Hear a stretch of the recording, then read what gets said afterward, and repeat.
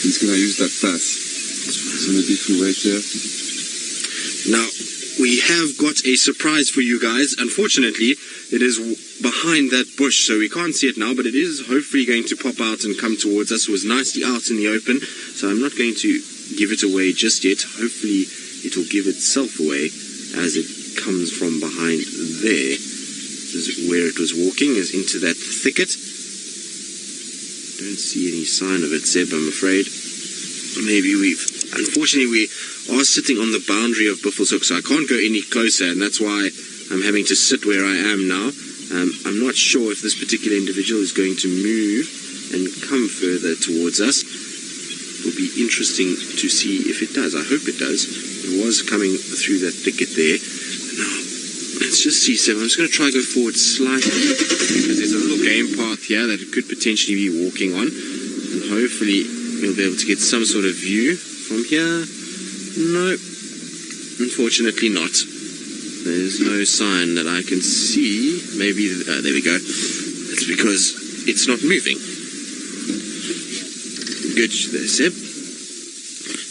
So, if you look straight through that gap, you will see the large mane of a male lion. So there we go. There's one of our boys. I can't tell exactly who it is from here. It looks like maybe Nhenha from this distance, but it is one of the Birmingham boys, and there is another one that is moving from the north coming south towards us. So there is another Birmingham boy here as well, and hopefully the two of them are going to stand up and move closer to where we are. They're still way in the distance at the moment. They're at the dam, and I'm hoping that after that drink he's going to sit for a little bit, the sun's going to rise, and then he's going to start moving southwards towards us. That's the hope anyway. Whether or not it plays out, I'm not quite sure, but isn't he magnificent? You can see that big mane that he's got. Now, for some reason, it almost looks like there's heat haze at the moment. There shouldn't be any heat haze at this time of the day, given that the sun hasn't even risen yet, but nonetheless, it's still always good to see a big male lion first thing in the morning, and hopefully, I'm really hoping, oh, there's a little hoopoo in front. So an African hoopoo's got a mane of his own, if you so to speak. A little crest on top. And you can see Nhenha's busy watching the hoopoo. That's very cool. Now, of course, his distance is being flattened by the camera. That hoopoo is quite far from that lion. It's not walking around right near it, and the lion couldn't really be asked to go after a hoopoo of that nature, of that size. It's certainly not going to fill a male lion, and it's going to be far more effort than he needs. He's just looking because it was a bit of movement. But I was saying just now, hopefully with the sun rising, there'll be one big belting roar that will be let out by these two as a final stamp of their territory for the morning. It certainly will be nice if they do. But I wonder where the other one is gone. Oh, there's the other one. You see it, Seb, it's walking away from us now. It's walking actually northeast. So that's not ideal. I was hoping it would walk towards us, but there goes the other one, walking away from us. It was coming south, but now it's turned east more. Let's see, maybe it's going to get on the road. Looks like Tinyo from here. You can see that scarred up face. He's almost got a bit of a sort of darker muzzle than what the others do. So I would imagine that's Tinyo, and then we've got Nhenha over here, I think. That's roughly what it looks like. I'm not 100% sure. As we can see, they're very far away, but I think that that's who both of these individuals are. Now, I'm hoping there's a road that comes north-south that Tinyo is heading towards, and I'm really hoping that he's going to get onto that road and then just turn south like he was doing earlier. The thing is that if they're both drinking and they've both been moving around this area, it is in all likelihood possible that maybe they have a kill here somewhere and he's now walking back towards the kill.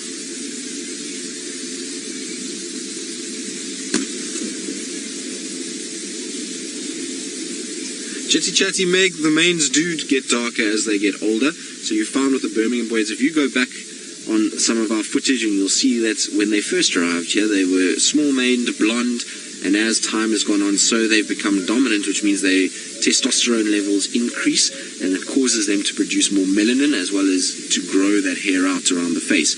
The melanin then causes the mane itself to start to darken up quite a bit, and so previously you would have seen Nsuku and Nhenha both had quite light blonde manes, but now there's a bit of darkness creeping in, and the patchiness around the throat and back of the head is getting darker, and as time goes, so that will get blacker and blacker. It'll never be fully black, not like the manes of some of the lions in this world. So if you go into the Kalahari, their manes tend to be a lot more black. Our lions here in the Kruger very seldom get deep black manes all round. They generally have this mixed mane where there's a bit of blonde and a bit of dark brown black in them as well. So they don't get the same sort of looking manes as what the lions in the Kalahari get. They also don't get quite as puffy a mane as what you'd see in East Africa.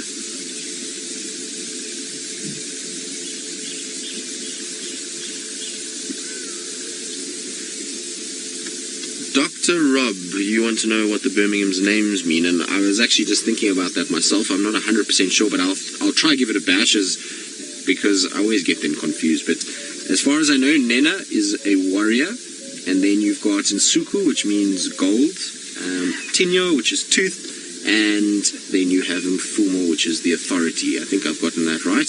Hopefully that's right. I'm sure many of you will remind me if it's not. But I think that's about the gist of it. Now, I know it was Brent and James and Jamie were the ones that got all these names together and made sure that they all make sense and are correct. And so I think that's how it is. Of course, when I was at Simbambili, we didn't actually refer to the Birminghams by any names. They were just the Birmingham Coalition, and we saw so little of them during last year's period that it actually really didn't kind of ring true to us. We didn't have the sightings to even recognize who the individuals were. We were just excited every time we managed to see one. But over time now, since being here, starting to kind of recognize who's who and be able to work out what the names are and what they mean. Now, our lion is looking majestic and beautiful and is just about to wait for the sun to rise. And so we're going to spend more time with him, and while we do that, I believe Scott has got an aerial view of some of lions of his own.